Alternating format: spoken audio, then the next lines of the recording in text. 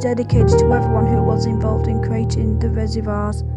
In the middle, it says the Derwent Valley Water Board, Ladybower Reservoir, inaugurated by His Majesty King George VI on the 25th of September 1945.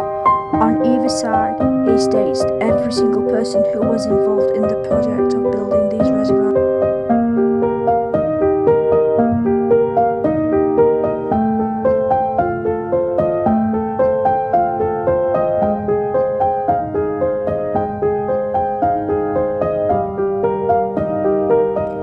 This sign says Derwent Valley of the Dams. Beneath this water lies the Derwent village, once the busy hub of the valley and an essential river crossing from Sheffield to Manchester. In the 1940s, the valley was filled with water. The 10 households of the village said goodbye to their homes and moved to the newly built Yorkshire Bridge 2 miles away. Remains of the village reminds us of the sacrifice the residents had to make to provide water for the East Midlands and Sheffield.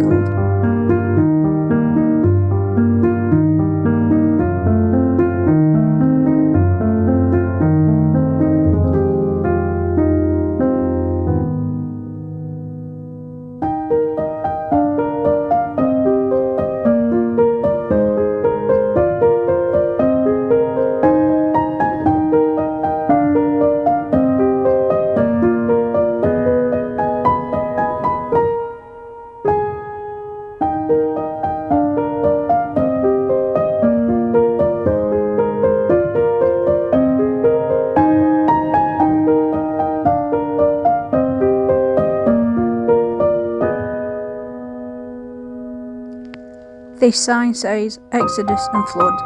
The Visitors Centre is named after Fairholmes Farm. You can see the remains of the farm below you. Fairholmes was once many farms in the upper Derwent Valley before 3 reservoirs were built. Farming families lived and worked along the valley. Their farms were demolished to protect the purity of the reservoir's water.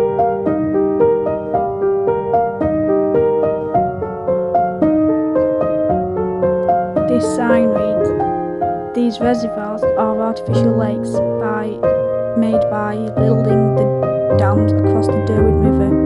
They were created to supply water to Derbyshire, Nottingham, Leicester and Sheffield. The valley clanged on road with steam-powered stone crushers, pumps, cranes and trains as these elegant dams were built. They stand witness to the engineers, strong men and craftsmen who made them.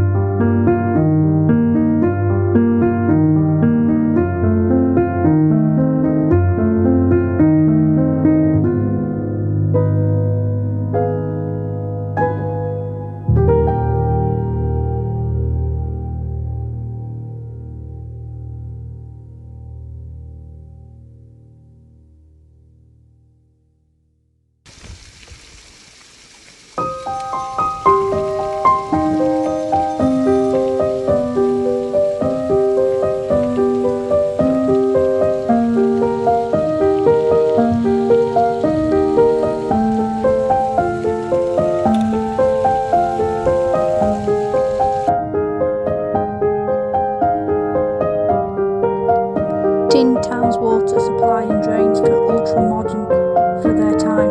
You'd expect that from a water board. There were flushing toilets and sewage works. Birchinlee bulls drew crowds from the villagers. There were special trains and hired bands. Sometimes Bessie Bateman from the sweet shop played the piano. Lanterns, buntings and flags decked the hall. Derwent Canteen was one place you could drink alcohol in Tin Town. From here you can see into its cellar, which was directly connected to the railway platform.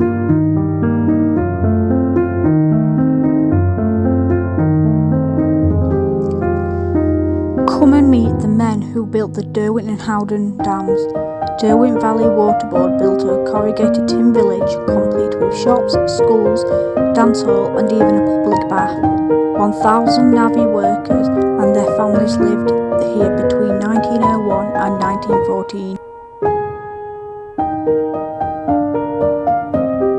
In commemoration tradition of the devotion of Tip, the sheepdog which stayed by the body of her dead master, Mr. Joseph Tagg, on the Howden Moor for 15 weeks from 12th of December 1953 to the 27th of March 1954, erected by public subscription.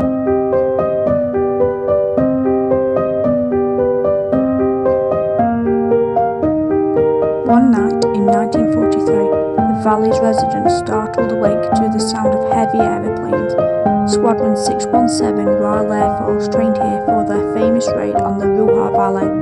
They practiced flying at 240 miles per hour to focus on two spotlights on the water at 60 feet, exactly the right height to release Barnes Wallis's new bouncing bomb.